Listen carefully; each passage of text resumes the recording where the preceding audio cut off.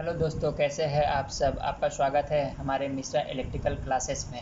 आज का हमारा टॉपिक है why transmission line voltage is high. Transmission line के वोल्टेज हाई क्यों होते हैं, इसके फ़ायदे क्या है, इसके नुकसान क्या है, इसके बारे में आज हम जानेंगे। सबसे पहले हम जान लेते हैं कि कितनी मात्राओं में कितने वोल्टेज को जनरेट किया जाता है पावर जनरेशन स्टेशन पे।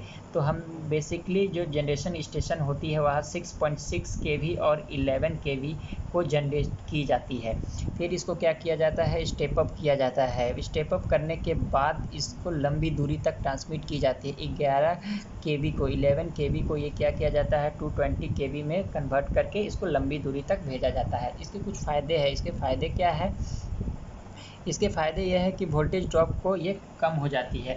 अगर हम एक इस जगह से दूसरी जगह वोल्टेज को हम ट्रांसमिट करते हैं, जैसे 220 वोल्ट को अगर हम ट्रांसमिट करते हैं एक स्थान से दूसरे स्थान कुछ दूरी पर, तो वहाँ वोल्टेज हमें कुछ कम मिल सकती है।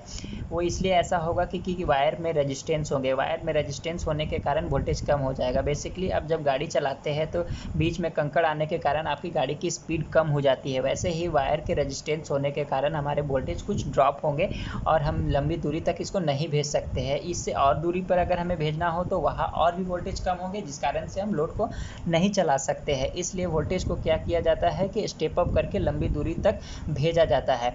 इसके फ़ायदे यह है कि वोल्टेज ड्रॉप कम हो जाती है। दूसरा फ़ायदा यह है कि जब हम वोल्टेज को इंक्रीज करते हैं तो करंट हमारा डिक्रीज हो जाता है। करंट डिक्रीज होने के कारण क्या होती है कि अगर करंट अधिक रहता है तो तार की मोटाई भी हमें अधिक करनी पड़ेगी। करंट कम होने के कारण, तार की मोटाई कम होने के कारण हमारे तार की भी, वायर की भी कॉस्ट कम होती है। इसका नुकसान क्या है, नुकसान के बारे में हम जानते हैं। इसके नुकसान भी है। नुकसान क्या है कि एक इंसुलेटर की जो 11 केवी की होती है, अगर हम 400 केवी को ट्रांसमिट करते हैं तो हमारे डिस्क को अधिक लगानी पड़ेगी।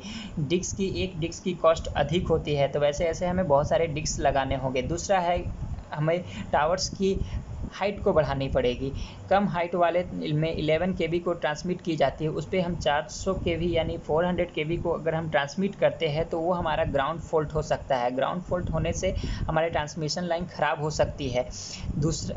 दूसरा यह है कि सबसे इम्पॉर्टेंट कोरोना लॉसेस बढ़ जाएगी। कोरोना लॉसेस बढ़ने से क्या होगी कि हमारे ट्रांसमिशन लाइन को बहुत हानि हो सकती है। कोरोना लॉस क्या है, इसके लिए मैं आपको सेपरेट एक वीडियो बनाकर दूंगा। फिलहाल बस इतना जान लेते हैं कि कोरोना लॉस क्या है। कोरोना लॉस को हम एक स्पार्क के रूप में ट्रांसमिशन लाइन में देख सकते हैं और इसके बहुत सारे नुकसान हैं। अगर हमें सर्किट ब्रेकर्स को अधिक रेटिंग वाले लगाने होंगे जिसकी कीमत बहुत अधिक होती है। फिलहाल इस वीडियो में इतना ही। आगे के वीडियो में मैं आपको और भी डीपली बताने का कोशिश करूँगा, समझाने का कोशिश करूँगा। फिलहाल इतना ही, बस। धन्यवाद।